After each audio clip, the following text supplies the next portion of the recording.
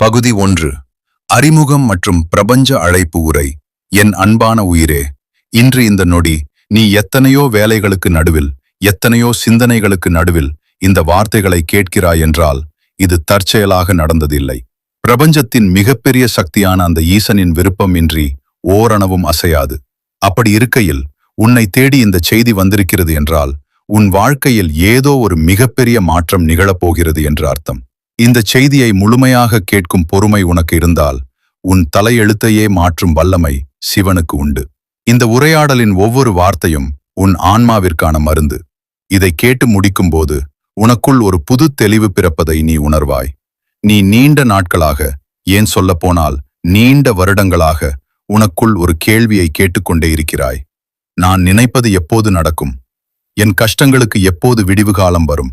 நான் மட்டும் ஏன் இப்படி போராடிக் கொண்டே இருக்கிறேன் என்ற அந்த தவிவிப்பிற்கு இன்று சிவன் நேரடியாக பதில் சொல்ல வந்திருக்கிறார். உன் மனதின் ஆழத்தில் இருக்கும் வலி சிவனுக்கு தெரியும். வெளியில் நீ எவ்வளவு தைரியமானவன் போல காட்டிக்கொண்டாலும் இரவானால் உன் தலையணைக்கு தெரியும் உன் கண்ணீரின் ஈரம். எனக்கு யாரும் இல்லை, நான் தனிமையாகத்தான் இந்த வாழ்க்கையை சுமக்கிறேன் என்று நீ நினைக்கும் அந்த தருணங்களில் உன் நிழலாக உன் அருகில் நின்றது யார் தெரியுமா? சிவன்தான். பகுதி 2. தாமதத்திற்கான காரணமும் வெற்றியின் அளவும். மகனே, மகளே, உன்னோடு வளர்ந்தவர்கள், உனக்கு தகுதி இல்லாதவர்கள் எல்லாம் வாழ்க்கையில் எங்கேயோ போய்விட்டார்கள் என்று நீ கலங்குகிறாய். நீ மட்டும் ஏன் இன்னும் அதே இடத்தில் இருக்கிறாய் என்று உன் மனம் கேட்கிறது அல்லவா? சிவன் சொல்கிறார், ஒரு புல் வளர்வதற்கு சில நாட்கள் போதும். ஆனால் ஒரு மிகப்பெரிய ஆலமரம் விழுதுகள் விட்டு வானளவு உயர வருடங்களாகும். நான் உனக்காக ஒரு சாம்ராஜ்யத்தை செதுக்கிக் கொண்டிருக்கிறேன். அதனால்தான் இந்த தாமதம். நீ பட்ட அவமானங்கள் அனைத்தும் உன்னை வீழ்த்த அல்ல, உன்னை திடப்படுத்தவே. உன்னை விட்டு போனவர்கள் உன் எதிர்காலத்திற்கு தகுதியற்றவர்கள். அவர்கள் உன் வாழ்க்கையிலிருந்து வலுக்கட்டாயமாக வெளியேற்றப்பட்டார்கள் என்றால் அது உன்னை பாதுகாக்க நான் எடுத்த முடிவு. அவர்கள் விலகியதால்தான் இப்போது நீ சுதந்திரமாக சிந்திக்கிறாய். அந்த பிரிவு ஒரு அறுவை சிகிச்சை போன்றது. அது வலிக்கும், ஆனால் அது உன்னை குணப்படுத்தும். இப்போது நீ ஒரு அழகான சிலையாக செதுக்கப்பட்டு விட்டாய். பகுதி 3. இனி வரும் அற்புதங்கள். மேகங்கள் விலகும் நேரம். இப்போது உன் நிலைமையை பார்த்து பயப்படாதே. கையில் பணமில்லை, தொழில் முடங்கிவிட்டது, கடன் சுமை அழுத்துகிறது, இன்று அழுத்துகிறது என்று நீ நினைக்கலாம். ஆனால் இவை அனைத்தும் மேகங்களைப் போன்றவை. மேகம் சூரியனை மறைக்கலாமே தவிர அதை அழித்துவிட முடியாது. உன் கஷ்டங்கள் விலகும் நேரம் வந்துவிட்டது. நீ இழந்த பணத்தை விட பல மடங்கு செல்வம் உன்னை தேடி வரும் நேரம் கனிந்துவிட்டது. நீ எங்கே அவமானப்பட்டாயோ அங்கேயே நீ தலை நிமிர்ந்து நிற்கும் சூழலை நான் உருவாக்குவேன். இது வெறும் வார்த்தை இல்லை, இது சத்தியம்.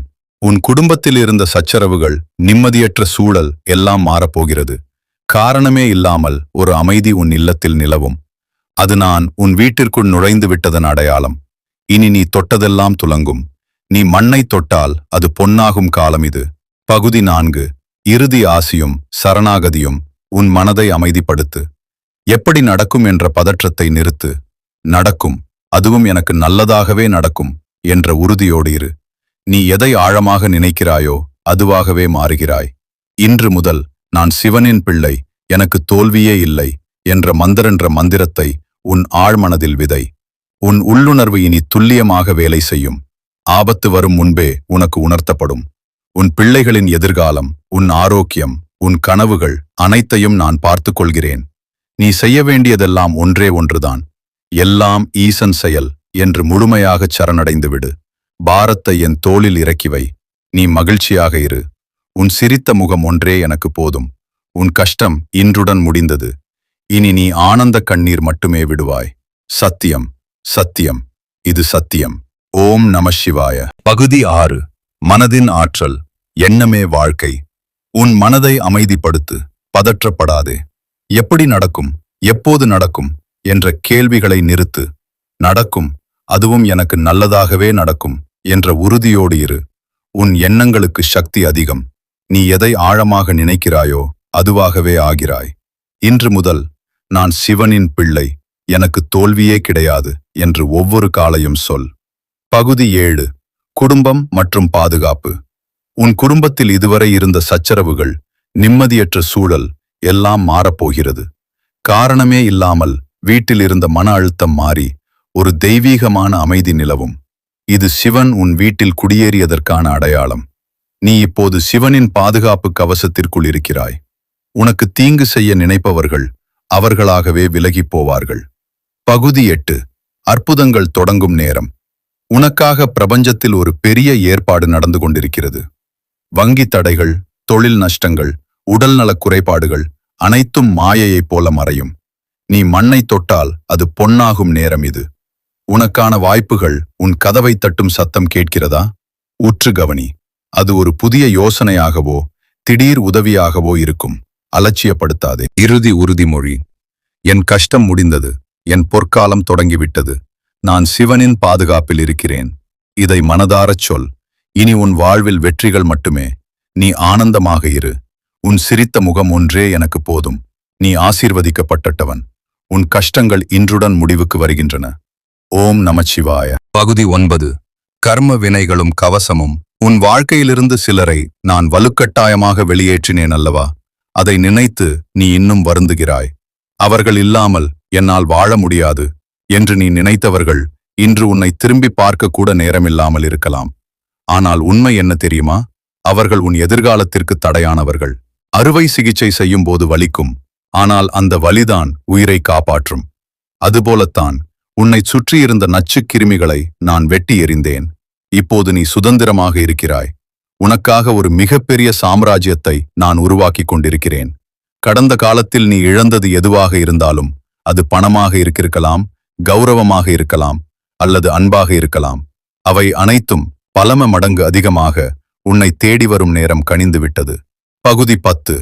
பொருளாதார நெருக்கடியும் விடியலும். கையில் காசில்லை. வாங்கிய கடன் கழுத்தை நெரிக்கிறது. தொழில் முடங்கி போய்விட்டது.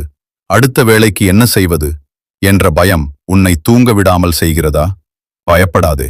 அண்ட சராசரங்களையும் ஆளும் ஈசன் நான் உன்னோடு இருக்கிறேன். லக்ஷ்மி கடாட்சம் உன் வாசலில் காத்திருக்கிறது. இது வெறும் வார்த்தை அல்ல, சத்தியம்.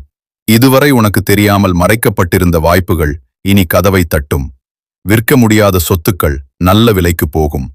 முடங்கி கிடந்த பணம் உன்னை தேடி வரும். ஆனால் ஒரு விஷயத்தை மட்டும் நினைவில் கொள். எல்லாம் சிவனே பார்த்துக் கொள்வார் என்று சோம்பேறியாக இருக்காது. நீ ஒரு அடியை எடுத்து வை. நான் உனக்காக 10 அடியை எடுத்து வைக்கிறேன். உன் உழைப்பில் நேர்மை இருக்கட்டும். உன் பலனில் நான் இருப்பேன்.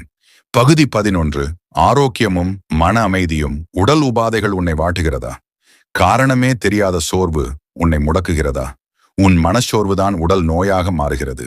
சிவன் என்னுள் இருக்கிறார், எனக்கு எதுவும் ஆகாது என்ற அந்த ஒரு எண்ணம் போதும். உன் இரத்தத்தில் புது வேகம் பாயும்.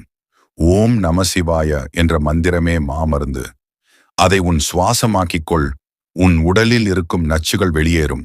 நீண்ட நாட்களாக தீராத நோய்கள் இருந்தால் அதற்கான சரியான மருத்துவம் உன்னை தேடி வரும். உன் குடும்பத்தில் இருந்த நிம்மதியற்ற சூழல் மறையும். காரணமே இல்லாமல் சண்டையிட்டவர்கள் இனி உன்னை மதித்து நடப்பார்கள். உன் வீட்டில் ஒரு தெய்வீக அமைதி நிலவுவதை நீயே உணர்வாய். பகுதி 12.